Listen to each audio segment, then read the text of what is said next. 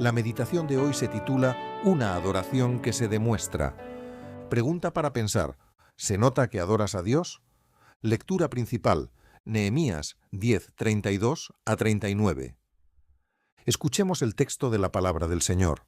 Nos impusimos además por ley el cargo de contribuir cada año con la tercera parte de un siclo para la obra de la casa de nuestro Dios, para el pan de la proposición y para la ofrenda continua, para el holocausto continuo, los días de reposo, las nuevas lunas, las festividades, y para las cosas santificadas y los sacrificios de expiación por el pecado de Israel, y para todo el servicio de la casa de nuestro Dios.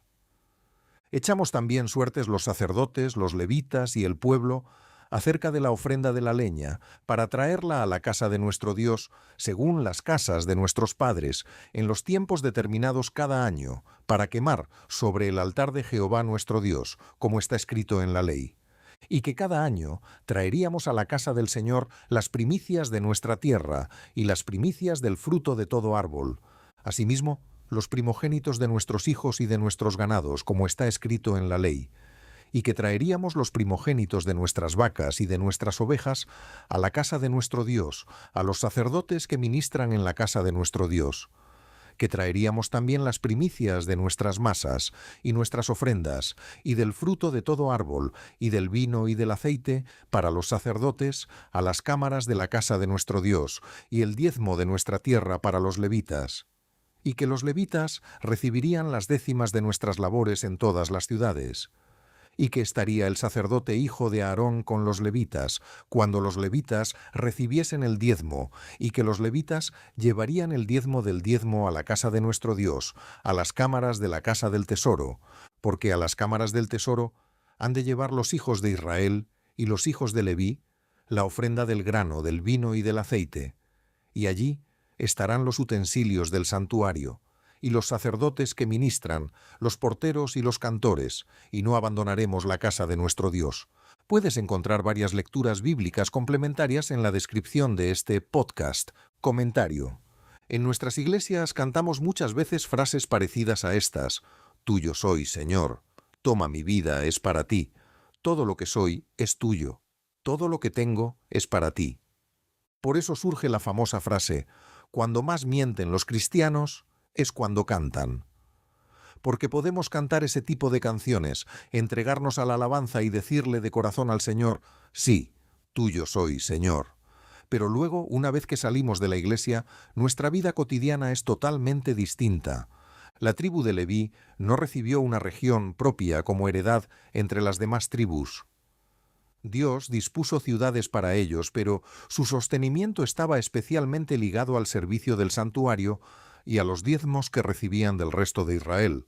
No se trataba simplemente de una ofrenda voluntaria, era una obligación establecida dentro del pacto y destinada, entre otras cosas, al sostenimiento de los levitas. Además, los israelitas podían ir a adorar al Señor porque los levitas se ocupaban de todo. El diezmo de todo lo que obtenían los judíos en sus campos, ganados, negocios, etc., no era suyo, sino del Señor y para los levitas. Cuando alguien no entregaba esa parte, estaba robándole a Dios, ya que se estaba quedando con algo que no era suyo. No solo eso, el Señor siempre ha hablado de la importancia de cuidar de los demás. Cuando los israelitas no entregaban sus diezmos, estaban desatendiendo a los levitas, estaban dejándolos sin los recursos que les pertenecían. Por eso, en pasajes como el de Malaquías 3, el Señor habla de que estaban robándole a Él. En el Antiguo Testamento, quien se quedaba con los diezmos pensaba que eran suyos y que Él tenía la libertad para administrarlos como quisiera. Pero no era así, porque esa décima parte era de y para el Señor. En nuestros días veo constantemente cuestionamientos al tema financiero de los líderes de las iglesias. Parece que las familias de los pastores y líderes deben vivir siempre en la máxima humildad, sin poder permitirse ningún lujo o capricho.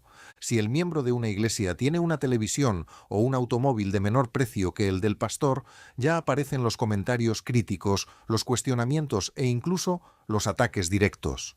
Por supuesto, hay líderes religiosos que se han aprovechado financieramente de sus congregaciones, pero también hay cristianos que no son líderes de iglesias y actúan con injusticia con sus empleados, con los impuestos, etc., porque los creyentes no están exentos de pecar, e incluso porque puede haber falsos creyentes y falsos líderes.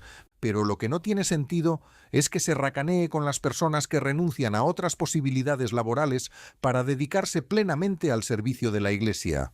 Como consecuencia de esta tacañería en muchas iglesias, hemos visto circunstancias muy absurdas, como que hubiera matrimonios que habían dedicado toda su vida a servir a la Iglesia, pero luego no tenían pensión de jubilación. En este pasaje de Nehemías, el pueblo se da cuenta de que, si quieren que la restauración sea completa, deben cumplir con la voluntad del Señor, manifestada en su ley. Hay varios aspectos para ello, pero uno de los más importantes es precisamente el de los diezmos. ¿Se debe esto a que el dinero es lo más importante? No, pero la verdad es que el corazón de las personas se aferra mucho más a las posesiones. Es más fácil que una persona entregue su tiempo al servicio del Señor que con sus posesiones, y cuando eso sucede, los creyentes estamos olvidando que lo que tenemos proviene de Dios.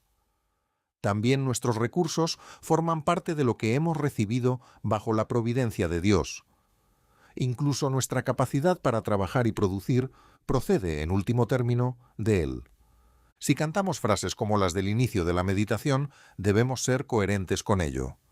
La ley también vinculaba determinadas ofrendas y diezmos con la alegría de celebrar delante del Señor.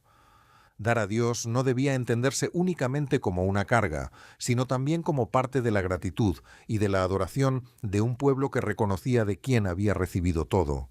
Por eso este pasaje termina con una frase muy potente: no abandonaremos la casa de nuestro Dios. Es muy fácil valorar espiritualmente muchas cosas, pero luego sostenerlas escasamente con hechos. Podemos decir que Dios es lo primero, pero nuestras decisiones, nuestro uso del tiempo y nuestra manera de administrar el dinero pueden contar una historia muy diferente. El pueblo de Dios debe comprometerse a no descuidar el culto que Dios ha establecido, las personas que lo sirven y para ello aportar los recursos necesarios para su sostenimiento.